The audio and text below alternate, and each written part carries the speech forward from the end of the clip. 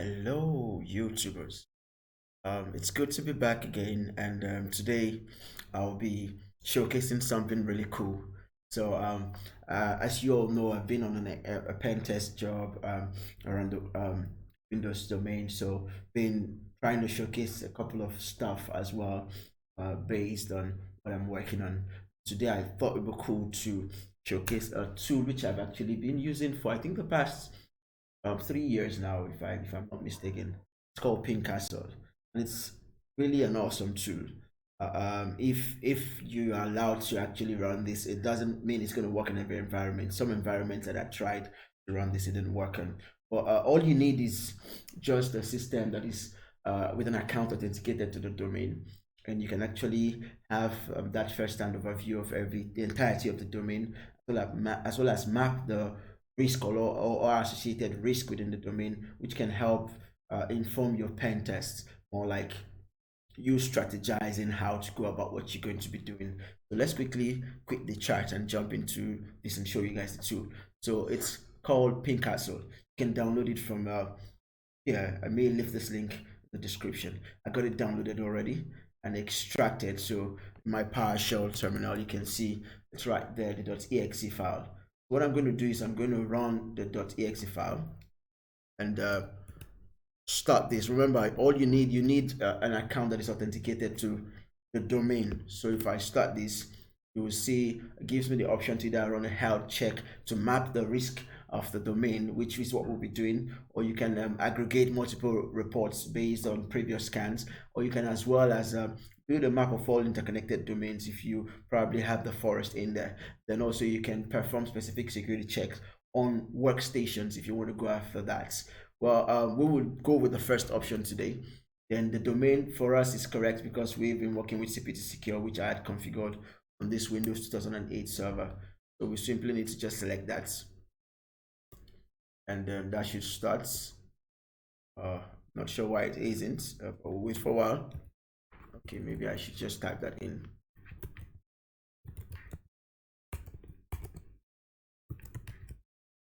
Okay, so it's going to start.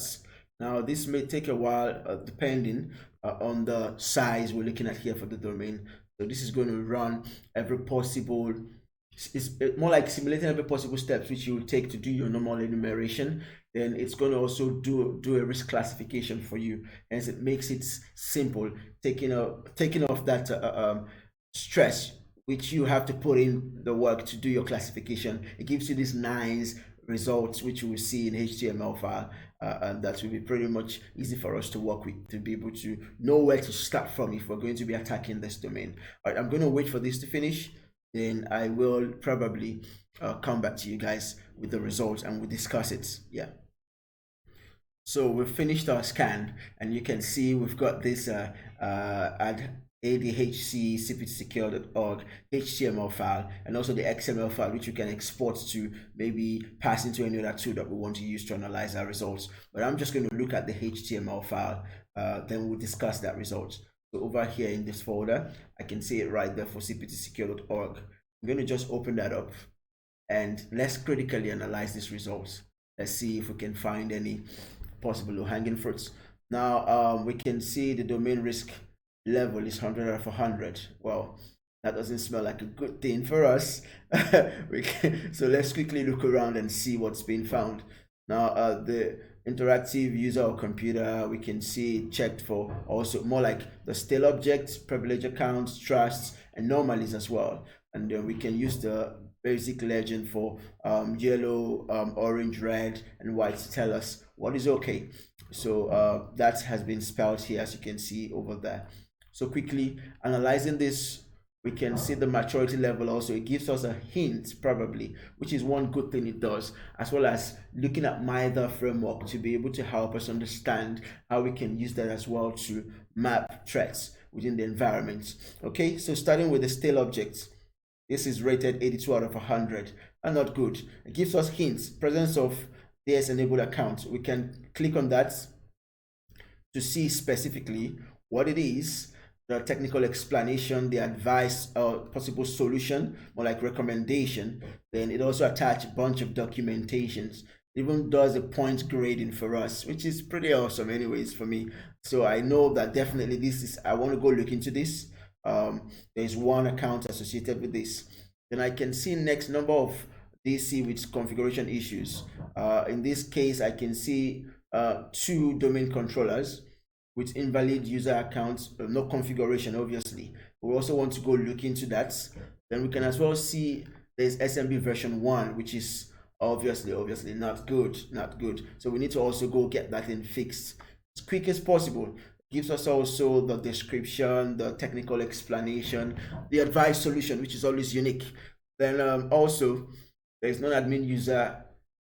Whoa, this, yeah, I was actually recording a video, I think it was 2 days ago, showcasing how I can add 10 computers to the domain. That's the default configuration. Trust me, I've seen this happen in, I cannot count multiple enterprise environments that has Active Directory running with default configuration. I could possibly add add computer accounts to the domain, and I can add up to 10 of them.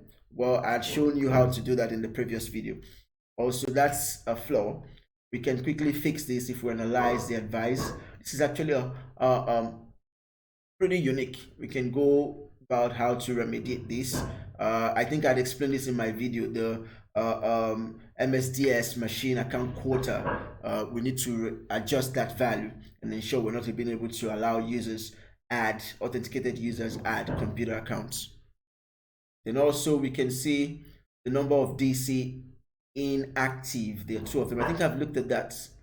The number of accounts which do not require. This is also something which we're going to talk about later. I remember the I think I can show you guys